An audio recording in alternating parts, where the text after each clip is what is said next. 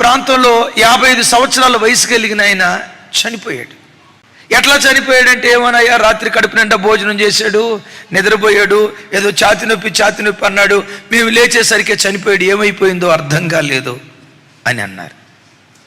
ఈలోపు చనిపోయిన ఆయన తమ్ముడు వచ్చి, మా అన్నకి ఎప్పుడు హార్ట్ స్ట్రోక్ రాలేదే, గుండె నొప్పి రాలేదే, అలాగని దీర్ఘదేహి ఏం కాదే, సన్నగా ఉండేవాడే, మా అన్నకు గుండె నొప్పి రావటం ఏంటి, మా అన్న మరణం మీద నాకు డౌట్ ఉంది. కేసు పెట్టారు. పోలీసు వాళ్ళు రానే వచ్చారు. పోస్ట్ మాస్టర్కి తీసుకెళ్లారు. రిపోర్ట్ వచ్చింది, ఊపిరాడకుండా చేసి ఎవరో చంపారు. హార్ట్ స్ట్రోక్ అని భార్య కుమార్తె చెప్పింది కదా, మరి వీళ్ళు అబద్ధం ఎందుకు ఆడారు? పోలీసు వారికి మొట్టమొదటి అనుమానం వాళ్ళ మీదే పడింది. వాళ్ళ ఫోన్ కాల్స్ ఇన్వెస్టిగేషన్ స్టార్ట్ చేశారు. దైవ సన్నిధిలో చెప్పకూడదు, చెప్పడానికి నాకు మనసు రావట్లా, కానీ చెప్తున్నా. ఆ తల్లి దారి తప్పిపోయింది ఒకడితో. కొన్ని సంవత్సరాల పాటు తప్పుడు త్రోవలకు వెళ్తా ఉంటే భర్తకు తెలిసింది, దండించాడు. ఎంత దుర్మార్గమో తెలుసా? ఆ దుర్మార్గుడు అన్నాడట, నేను నీతో కలిసి ఉండాలంటే నీ కుమార్తెను అని వాడేదో దుర్మార్గపు మాట అన్నాడట.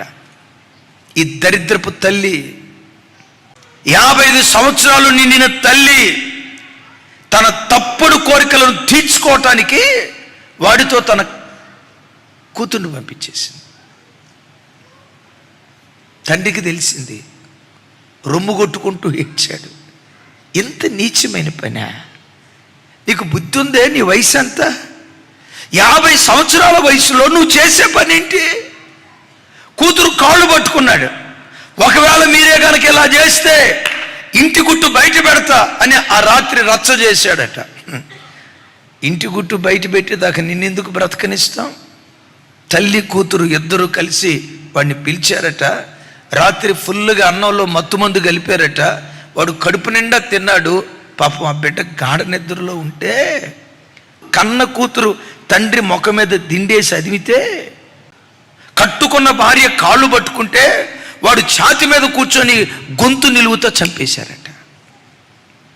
ఈరోజు వాక్యం వింటున్న దైవజనమా, యవన బిడ్డలారా, మీలో ఎవరైనా అలాంటి పాపపు ఛాయలకు వెళ్ళాలనే మనస్సు లేదా ఆల్రెడీ ఆ పాపపు ఛాయల్లో ఎవరైనా పడినట్లుగా జ్ఞాపకం ఉంటే, తమ్ముడు, ప్రభు ముఖాముఖిగా నీతో మాట్లాడుతూ ఉండగా ప్రతి విధమైన పాపపు ఊబిలో నుంచి దేవుని కృపను బట్టి బయటకు వచ్చుదువుగాక.